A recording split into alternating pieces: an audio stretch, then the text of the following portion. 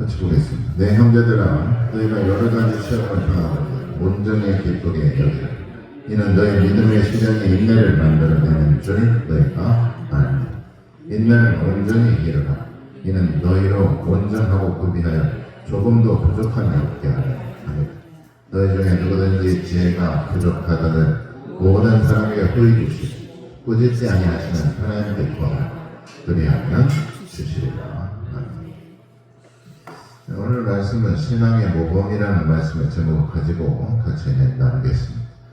성경의 인물 중에 신앙이 모범이 될 만한 사람들의 특징을 보면 첫째로는 그 사람들은 적극적이고 긍정적인 믿음의 자세를 가지고 있었다는 것입니다. 둘째는 겸손과 순종하는 신앙으로 그들은 살아갔다는 것이죠. 세 번째로는 하나님의 자랑이 되는 삶을 살아갔다는 얘기입니다. 그렇다면 우리들의 신앙의 태도나 자세는 과연 어떻습니까? 우리들은 과연 하나님의 자랑이 되고 있으며 또 우리들은 하나님 앞에 겸손과 순종으로 신앙생활을 하고 있으며 하나님 앞에 적극적이고 믿음의 자세로 살아가고 있느냐는 것이요. 미국 나이아가라 폭포에서 긴 외줄 타는 고개사가 수많은 군정들 앞에서 환호와 박수 갈채를 받으며 아슬아슬하게 건너편의 외줄타기로 도착하게 되었습니다. 그리고 나서 군중들에게 이렇게 물었습니다. 제가 다시 저쪽 건너편으로 돌아갈 텐데 내 어깨에 올라타셔서 같이 건너갈 분 있으면 지원해 주십시오. 그러자 그토록 그를 응원하고 환호했던 군중들은 쥐죽은 듯이 조용해졌습니다. 저쪽 끝에서 한 어린 소년이 나와 고개사와 함께 외줄타기를 하고자 나와서 건너편의 외줄타기를 무사히 마치게 되었습니다. 그러고 나서 많은 관중들이 그 소년에게 물었습니다. 그 외줄타기를 할 때 무섭지 않았니? 라고 물었더니 그 소년이 웃으면서 하는 말이 저는 안 떨어질 줄 알았어요. 저는 저희 아버지를 믿거든요. 라고 말을 했다는 것입니다. 하나님을 믿는다고 하면서 우리가 곤란한 일이 있거나 또 위기나 어려움이 있을 때 고난이나 시험이 오면 믿음을 잃거나 신뢰가 무너지는 것은 아닌가 우리가 생각해 봐야 됩니다. 진정한 믿음이란 상황이나 현실에 여건이나 환경의 어려움에 닥치더라도 거기에서 좌절하지 않고 극복하며 이겨내는 것이 바로 믿음이라고 할 수가 있죠. 믿음이 없기 때문에 쉽게 좌절하고 고난과 역경을 참지 못하고 불평하며 불만을 가지고 살아가는 것입니다. 그러므로 우리는 적극적인 믿음과 긍정적인 자세와 태도를 가져야 된다는 것이죠. 누가복음 18장에 보면 한 과부가 나옵니다. 그 과부는 재판장 앞에서 자기 원수에 대한 원한을 풀어달라고 매일같이 와서 재판장을 괴롭히게 됩니다. 그러자 재판장은 끝내 그 원한을 풀어주겠다고 말을 하죠. 그 이유는 다름이 아니라 자신이 괴롭힘을 당할까봐 그게 싫어서 그게 귀찮아서 소원을 들어주겠다고 말을 한 것. 이 비유를 예수님께서 말씀하시면서 이렇게 말씀을 하시죠. 이 불의한 재판장이라도 과부의 원한을 들어주거든 하나님께 밤낮 부르짖는 자들의 원한을 풀어주지 않겠느냐라고 말씀하십니다.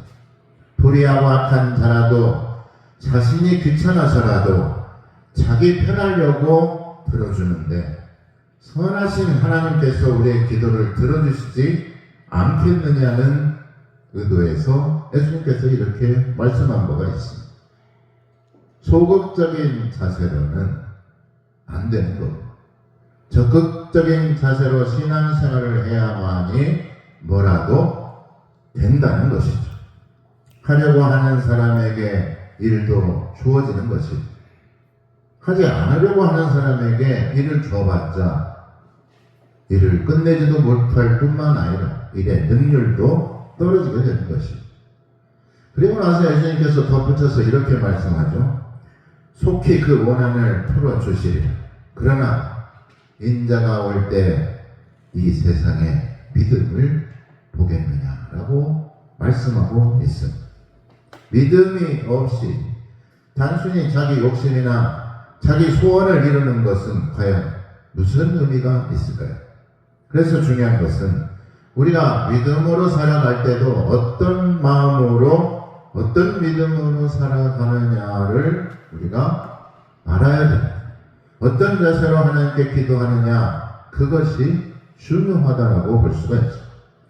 칼을 강도에게 주면은 사람을 죽이는 일에 쓰이지만 의사에게 메스가 주어지면 사람을 살리는 일에 쓰이는 것입니다. 어떤 마음으로 하나님 앞에 우리는 신앙생활을 하고 있습니까? 내 육신의 욕심과 세상의 욕망을 채우려고 기도하는 것은 사사로운 개인의 소원 성취에 불과한 것입니다. 하나님을 떠난 성공이 과연 얼마나 의미가 있을까요? 그러므로 하나님의 나라와 의를 위하여 하나님의 뜻을 구하는 기도는 하나님의 뜻이 이루어지게 되는 결정적인 계기가 되는 것입니다. 내 욕망이나 내 소원이 이루어지는 것이 유익하겠습니까? 아니면 하나님의 뜻과 하나님의 소원이 이루어지는 것이 유익하고 그것이 더 좋겠습니까? 무엇이 더 선하고 유익하겠냐는 것입니다. 우리의 믿음이 더 하나님의 뜻에 가까워지기 위해서는 지속적인 믿음이 그래서 필요한 것입니다. 그러기 위해서는 적극적인, 능동적인, 긍정적인 믿음의 자세가 필요하다는 얘기입니다. 실패하는 사람들은 어떤 사람들일까요? 실패하는 사람들은 하다 많은 사람들, 중도에 포기하는 사람. 그래서 요즘 말로 중꺾마라. 중요한 것은 꺾이지 않는 마음, 포기하지 않는 마음. 쉽게 포기하니까 실패하는 것입니다. 그러나 무엇이든 성공하는 사람들을 보면 끈기가 있습니다. 또 인내와 참을성이 있습니다. 로마서 5장 3절 4절에 보면 다만 이쁜 아이를 우리가 환난 중에도 즐거워하느니 이는 환난은 인내를, 인내는 연단을, 연단은 소망을 이루는 줄 알매라. 또한 일시적이고 편협적인 것에 그쳐서는 안 됩니다. 그것은 기회주의자가 되는 것입니다. 현실 도피적인 삶을 살아갈 수밖에 없죠. 하나님께서는 간사한 사람, 기회주의자를 매우 싫어하십니다. 그러므로 우리가 신앙생활을 할 때 인내가 필요합니다. 사랑을 말하는 장이 있죠. 성경에 사랑을 말하는 자, 사랑을 오래 참. 고린도전서 13장에 보면 뭘로 시작합니까? 사랑은 오래 참. 오래 참지 않으면 뭐예요? 사랑이 아니라는 말이에요. 참을 수 있는 것이 바로 사랑의 대표적인 특징이에요. 그리고 마지막에 뭐라고 말합니까? 모든 것을 참으며 모든 것을 견디는 일. 참고 견디는 게 사랑입니다. 사랑 못하는 사람들 보면은 견디지 못해. 내 마음에 안 든다고 헤어지고, 내 생각과 틀리다고 헤어지고, 뭐 좀 돈 좀 없다고 헤어지고, 왜 못 참는 겁니다. 그건 사랑이 아니에요. 처음부터 사랑이 아닙니다. 모든 것을 참으며 모든 것을 믿으며 모든 것을 바라고 모든 것을 견디는 게 사랑이라고 말하고 있죠. 참고 믿고 바라고 견딘다고 말씀합니까? 참고 견딘다는 말은 그만큼 인내가 필요하다는 말이죠. 참지 못해서 일을 그르치는 경우가 많지 않습니까? 오래 참지 못하고 견디지 못하고 쉽게 포기하기 때문에 대부분 모든 실패가 되는 것입니다. 결국 믿음과 인내가 필요하다는 얘기죠. 우리가 기도할 때도 낙심하지 말고 쉬지 말고 기도하라고 성경은 가르치고 있죠. 낙심과 실망이 오더라도 끝까지 믿음으로 하나님 앞에 나와야 된다는 얘기고, 끝까지 하나님을 붙잡고 살아가야 된다는 얘기입니다. 하나님께서 주시는 은혜를 받아야 험한 세상에서 하나님의 자녀로 하나님의 백성으로 살아갈 수가 있는 것입니다. 불의와 타협하고 거짓과 속임수로 살아가는 세상에서 우리가 거룩하게 하나님의 자녀로 진실하고 정의롭게 살아가기 위해서는 우리가 하나님의 뜻을 알아야 하고 그 뜻에 합당하게 살아가야 된다는 것입니다. 믿음은 그래서 지키는 것이 매우 중요합니다. 끝까지 참고 견디는 자가 구원을 얻으리라 라고 말씀하신 그것도 같은 의미인 것입니다. 두 번째로 겸손과 순종으로 우리가 살아가야 됩니다. 겸손은 아무리 강조해도 부족한 것입니다. 초대 기독교 교부 어거스틴은 첫째도 겸손이, 두 번째도 겸손이, 세 번째도 겸손이라고 말을 했죠. 그만큼 기독교에서 가장 중요한 덕목 가운데 최고는 뭐냐? 바로 겸손이라고 해도 과언이 아닙니다. 왜냐하면 예수님께서도 겸손하시기 때문에 이 낮고 천한 땅에 오셨고, 예수님이 분명히 말씀하셨죠. 인자가 온 것은 섬김을 받으려 함이 아니오 섬기려 하고 자기 목숨을 많은 사람들의 대속물로, 희생물로 주려고 오셨다라고 말씀합니다. 가장 높은 곳에 계신 예수님께서 겸손하셨기 때문에 이 낮고 천한 땅에 오셨다는 것이고, 또 겸손하셨기 때문에 하나님의 뜻에 온전히 순종했다는 것입니다. 그런데 우리가 겸손하지 못하고 순종하지 않는다면 하나님의 뜻을 반역하는 것이고, 또 그것은 교만한 것입니다. 주님이 오실 때까지 우리는 믿음을 지키고 겸손해야 되며 순종하며 살아가야 되는 줄 믿으시기 바랍니다. 고린도전서 10장 12절에 그런즉 선줄로 생각하는 자는 넘어질까 조심하라고 말하고 있습니다. 스스로 자기가 섰다고, 스스로 자기가 잘났다고 우쭐대고 자랑하다가 언젠가는 큰코 다치게 되는 것입니다. 잠언 27장 7절에 보면 너는 내일 일을 자랑하지 말라. 오늘 하루 동안에 무슨 일이 일어날는지 네가 알 수가 없습니다. 한 치 앞도 우리는 알 수가 없습니다. 내일 무슨 일이 일어날지 우리는 알지 못합니다. 자고 일어나니 음행해져 있더라는 그런 말도 있지만, 순식간에 수치스러운 오욕의 나락으로 떨어지는 사람들도 많이 볼 수가 있습니다. 하나님께서는 교만한 자를 대적하시고 교만한 자를 물리치십니다. 그리고 자기를 낮추고 겸손한 자에게 하나님은 은혜를 주시는 분이신 것입니다. 결국 교만하면 멸망할 수밖에 없습니다. 그래서 잠언에 보면은 교만은 패망의 선봉이요 넘어짐의 앞접이라고 말하고 있죠. 이런 이야기가 있습니다. 해질 무렵에 피를 거니던 늑대가 자기의 기나긴 그림자를 보고 탄성을 지르면서, 야, 내가 이처럼 덩치가 크다. 그런데도 난 사자를 지금까지 두려워했잖아. 이것 봐, 내 몸의 길이도 3m가 넘겠어. 라고 혼자 주멀주멀거리며 늑대는 자기보다 연약한 동물들을 괴롭혔습니다. 내가 동물의 왕이 될 거라며 자기보다 약한 동물들 앞에서 횡포를 부렸습니다. 그런 와중에 사자를 만나게 됩니다. 사자 앞에서도 우쭐거리고 교만하다가 결국 사자에 물려서 죽어버리고 말았다는 이야기가 있습니다. 잠언서 1장 2절에 보면 교만이 오면 욕도 오거니와 겸손한 자에게는 지혜가 있느니라. 욕도 온다는 말은 무슨 말입니까? 수치를 당하게 된다는 거고 모욕을 겪게 된다는 얘기입니다.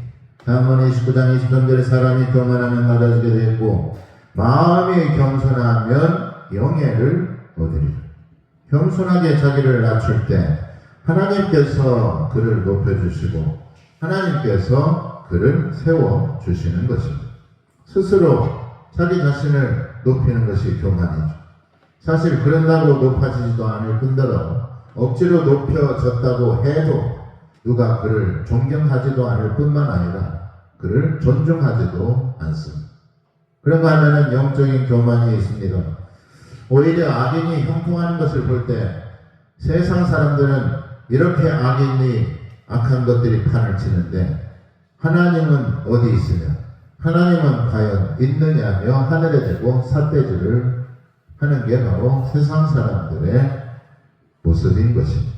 믿음으로 살아가는 우리들이라고 고난이 없을 것이고 역경이 없는 것이 아니라는 얘기입니다. 예수를 믿는다고 사고가 비껴가는 것도 아니고 병이 찾아오지 않는 것도 아닙니다. 예수를 믿는다고 자녀가 알아서 크고 공부도 잘하는 것도 아니라는 얘기죠. 예수를 믿는다고 사업이 갑자기 잘 되거나 남편과 아내가 갑자기 천사가 되는 것도 아니라는 얘기죠. 중요한 것은 우리가 이러한 무거운 짐을 혼자서 해결하려고 하는 것이 문제라는 얘기입니다. 내 짐을 내가 혼자 해결하려고 하는 게 바로 영적인 교만이라는 얘기입니다. 맡기지 않기 때문에 마음의 짐이 무거워지는 것입니다. 그러나 사람들의 최대 장점, 믿음의 사람들의 최대 장점은 모든 짐을 맡아주는 주님이 계시다는 것을 믿고 주님께 짐을 맡긴다는 얘기입니다. 따라서 한번 해볼까요? 주님께서 내 짐을 맡아주십니다. 수고하고 무거운 짐진 자들아 다 내게로 와 내가 너희를 편히 쉬게 하리. 내 멍에는 쉽고 내 짐은 가볍다라고 말하고 있습니다. 문제는 우리가 맡기지 못하고 믿음으로 순종하지 못하기 때문이라는 얘기죠. 주님께 맡길 수 있는 믿음으로 살아가시기 바랍니다. 우리 주님께서 우리의 고통을 전혀 모르시지 않습니다. 주님께서 우리의 고통을 아시고 우리의 아픔을 누구보다도 잘 아시는 분이십니다. 내 죄를 대신해서 십자가까지 지신 분이 바로 예수님이십니다. 나를 대신해서 내 죄 때문에 희생 제물이 되신 분이 바로 우리가 믿는 예수님이십니다. 그러므로 우리가 맡기지 못할 것이 없으면 예수님을 믿고 맡기는 것이 우리가 더욱더 이 세상에서 은혜롭게 지혜롭게 살아가는 방법인 줄 믿으시길 바랍니다. 시편 55편 22절에 보면 내 짐을 여호와께 맡기라 그가 너를 붙드시고 의인의 요동함을 영원히 허락하지 아니하시리라. 하나님의 믿음의 사람들이 흔들리고 괴롭힘 당하고 어려움을 당하는 것을 하나님께서 그냥 보고 계시지 않는다는 얘기입니다. 그런가 하면 내가 맡긴 사명과 책임을 지지 않으려고 소극적인 자세로 살아가는 것 또한 문제인 것입니다. 강 건너 불공양하듯이 전혀 참여하지도 않고 하나님의 일에 도움도 되지 않고 아무런 열매도 없이 살아가는 것을 말하는 것입니다. 하나님의 교회를 섬기지도 않고 하나님의 교회를 봉사하지도 않고 헌신도 하지 않는다면 그 사람은 하나님의 일꾼이 될 수가 없는 것입니다. 그래서 이런 말이 있어요. 교회는 유람선이 아니라 구원선이다. 구경하고 떠들고 화려하고 자기 욕심과 욕망을 채우려고 하는 것이 아니라 영혼을 구원하는 구원선이 바로 교회인 것입니다. 교회는 그러므로 영혼 구원이 가장 중요한 것입니다. 물론 구원받은 성도들끼리 교제하는 것, 친교하는 것도 중요합니다만 그보다 앞서서 우리는 잃어버린 영혼을 구원하는데 앞장서야 되며 적극적으로 하나님의 복음을 전하는 삶을 그러므로 살아가야 됩니다. 하나님을 열심히 섬기고 믿는다는 사람들이 마땅히 하나님께서 주어진 사명을 기쁨으로 감당하지 못하고 또 그것을 무거운 짐으로 불평한다면 그 사람이 어떻게 하나님의 일꾼이 될 수가 있겠느냐는 것입니다. 또한 지혜롭게 생각해야 될 것은 하나님께서 맡기신 일이 결코 헛된 일이 없다는 얘기입니다. 지금 당장 어렵고 피곤하고 지금 당장 힘에 부치고 힘겹다고 하더라도 감당한다면 하나님께서 더 큰 복으로 우리와 함께하여 주시는 것입니다. 무슨 일을 하든지 하나님께서 맡기신 일에 충성하면 반드시 더 좋은 열매를 거두게 되는 것입니다. 중국에서 평생을 살았던 전설적인 선교사가 있습니다. 허디슨 테일러라는 분이 있는데 그 선교사의 손자의 이야기. 제임스 허디슨 테일러 3세가 소년이었을 때 그와 그의 형제들은 부모가 중국의 변방에서 사역하는 동안, 그러니까 중국에 가서 선교하는 동안 말레이시아에 있는 기숙학교에서 그들은 서로를 부모 없이 의지하면서 살았던 것이죠. 그때가 세계 2차 대전이 발발했고 어린 제임스와 그 형제들을 비롯해 수백 명의 학생은 일본군의 포로로 잡혀서 포로 수용소에 갇히게 되었습니다. 그 후 몇 년 동안 선교사 부부는 그 자녀들과 연락을 하지 못한 채 그렇게 지냈어야 됐습니다. 마침내 그 가족이 아무런 사고 없이 다시 만날 수가 있게 된 것이죠. 그때 테일러 여사는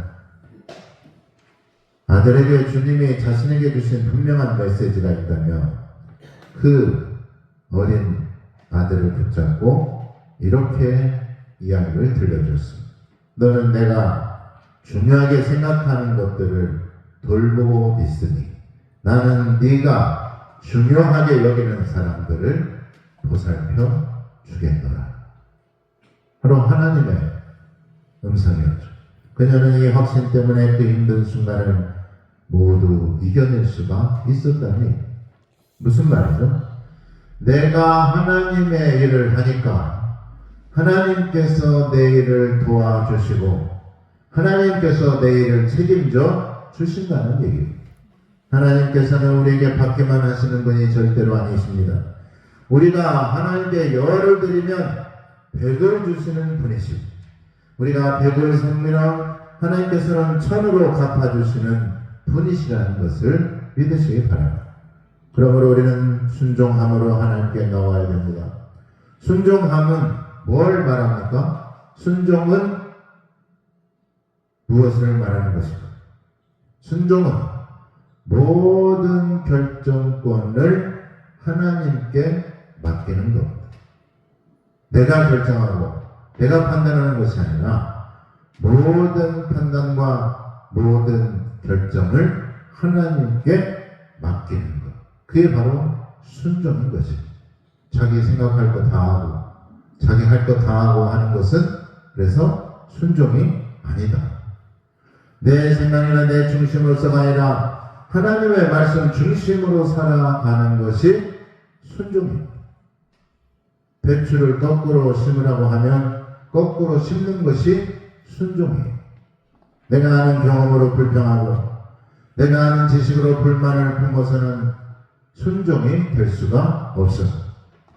뱀을 거꾸로 잡으라면 거꾸로 잡는 것이 순종입니다. 인간의 상식은 뭐예요? 뱀을 거꾸로 잡으면 고개를 획 돌려가지고 확 물겠죠. 그 인간의 상식이에요. 그러나 하나님께서 그렇게 하라면 하는 것이 순종입니다. 그래서 모세가 그 지팡이를 가지고 뱀이 지팡이가 되어가지고 그 지팡이를 가지고 홍해를 가르고 적을 물찌르는 거 아닙니까? 하나님 앞에 순종하는 사람이 바로 신앙의 모범이 되는 사람. 순종은 내가 하고 싶은 대로 하는 것이 아닙니다. 하나님께서 원하시는 대로 살아가는 것이 순종입니다. 그래서 겸손과 순종은 하나님 둘은 뗄 수가 없어요.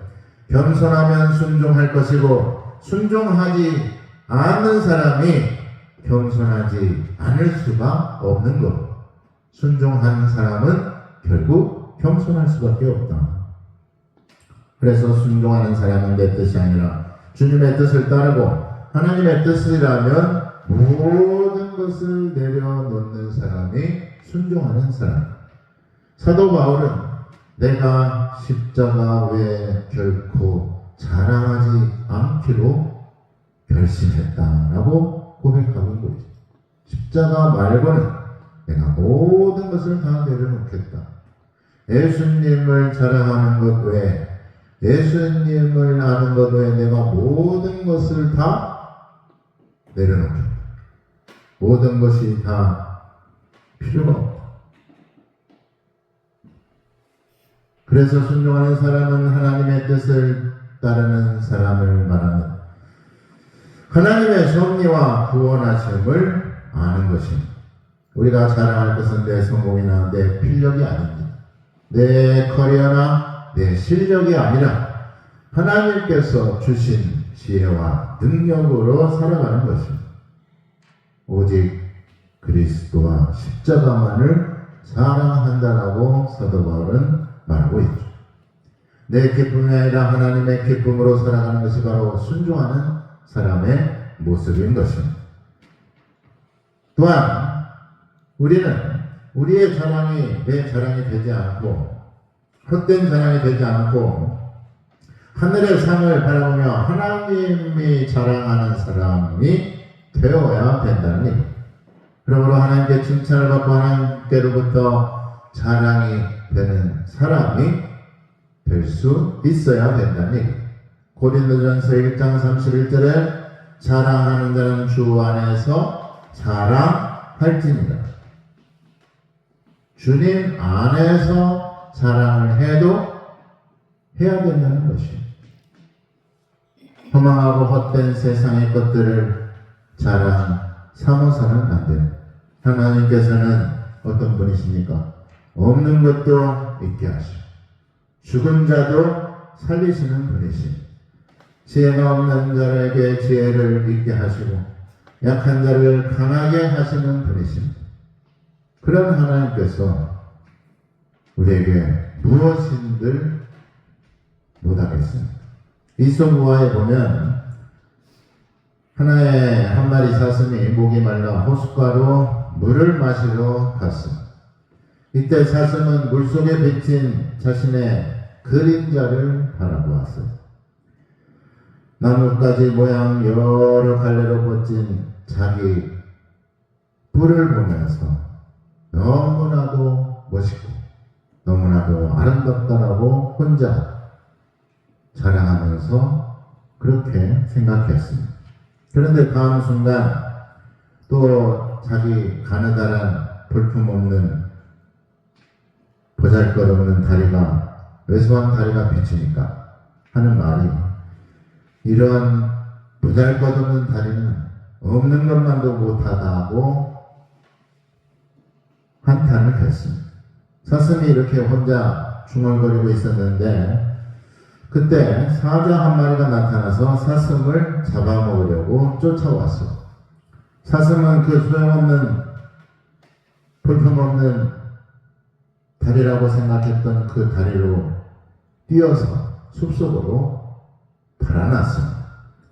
그런데 자기가 물속에 비친 가장 아름답다고 생각했던 자신의 뿔이 도망가다가 나무에 걸려서 불쌍하게도 사슴은 사자의 먹잇감이 되고 말았다는 것이죠. 불쌍한 사슴은 이렇게 유언을 남겼습니다. 나는 지금까지 욕만 하던 불품없다고 생각하는 다리 덕분에 목숨을 구할 수 있었는데 오히려 내 자랑으로 알았던 뿔 때문에 자신이 가장 아름답게 봤던 그 뿔 때문에 이렇게 죽게 되는구나 라고 한탄을 했다는 것이죠.